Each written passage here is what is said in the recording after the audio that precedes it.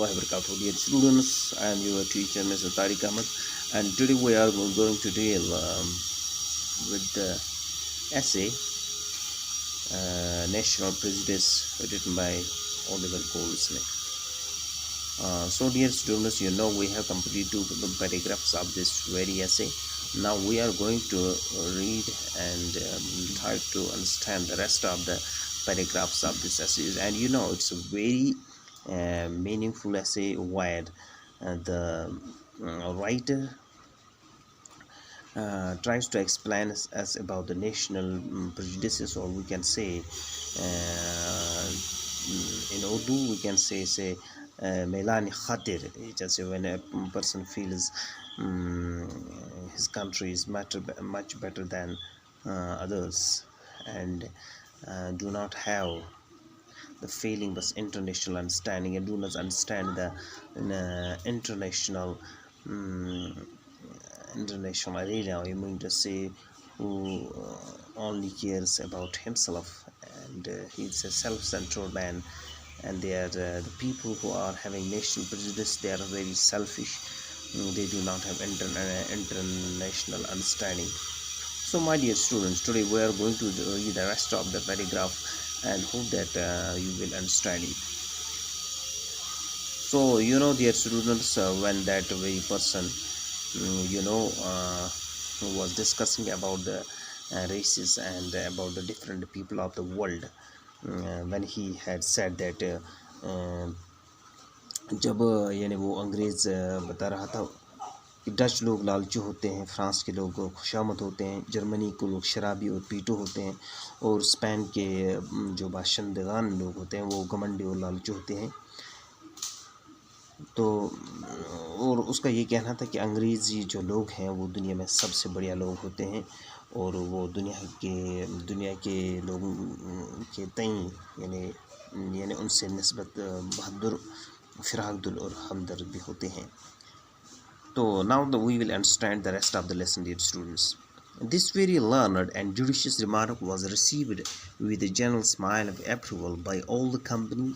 All I mean, you very humble servant, who endeavored to keep my gravity as well as I could, and reclining my head upon my arm, continued for some time in a posture of affected thoughtfulness, as if I had been musing on something else, and did not seem to attend to the subject of conversation, hoping by these means to avoid the disagreeable necessity of explaining myself.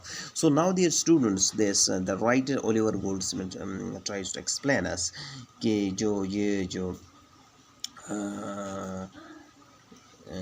जो अंग्रेज़ जो ये घमंडी शख्स था, ये एक घमंडी शख्स था, और वो अपने मुल्क के लोगों यानी अंग्रेज़ी लोगों के बारे में बता रहा था वो दुनिया के सबसे फिराकदिल और हमदर्द लोग होते हैं। लेकिन राइटर कहता है कि जो सुनने वाले लोग थे वो अंग्रेज़ के साथ बिल्कुल मुतफ़िक थे, मगर जो मुसन्निफ़ खुद उनसे यानी उस आदमी से मुतफ़िक नहीं था। उसने महसूस किया कि अंग्रेज़ी कौम तरफदारी का शिकार हो गया है, इसलिए इसको अपने मुल्क की बुराइयाँ और दूसरे मुल्क के अवसाफ दिखाई नहीं दे रहे हैं। सो दैट इज़ वाई जो राइटर है उससे वो उस आदमी की तरफ जो वो इस तरह की बातें कर रहा था उसकी तरफ उसने कोई दिलचस्पी नहीं दिखाई। ठीक है। But my pseudo patriot had no mind to let me escape so easily. जो ये pseudo means नकली, patriot हो गया यानी हुब्बुल वतनी, जिसके अंदर हुब्बुल वतनी हो, जो अपने मुल्क से मोहब्बत करते हैं उससे बोलते हैं patriot। लेकिन he was a pseudo patriot। ये जो अंग्रेज़ था ये एक pseudo, एक झूठा पेट्राइट था, यानी उससे सच में अपने मुल्क से मोहब्बत नहीं है, क्योंकि स्यूडो हो गया फॉल्स। वो he was not such a who could care about his country because he had a narrow vision. He was not understanding about the international, he was not having that internationalism in him. Not satisfied that his opinion should pass without contradiction, he was determined to have it approved by the vote of everyone in the company, for which purpose, addressing him to me with an air of inexpressible confidence, he asked me if I was not able somewhat am I not thinking?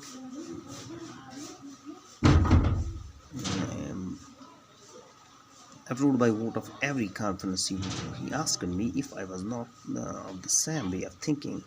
I am never forward in giving, obliged to give. I always hold it for a principle to speak and my real sentiments.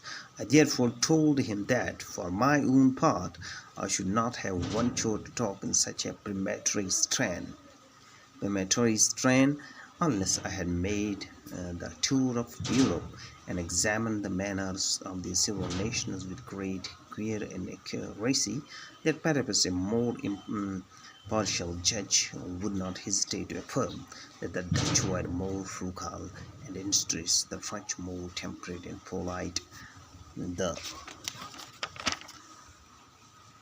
the Germans more hardy and patient of labor and fatigue, and the Spaniards more sober and composed than the English, who thought undoubtedly brave and generous, were at the same time rash, headstrong, and ambitious, too apt to be elated with prosperity and to despond in adversity. So the writer tried to explain in a different way.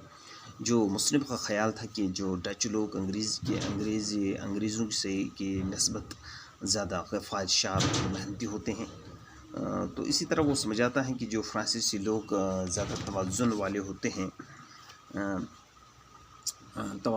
ہوتے ہیں اور جو جرمنی کے لوگ زیادہ طاقتور اور نہ تھکنے والے محنتی لوگ ہوتے ہیں.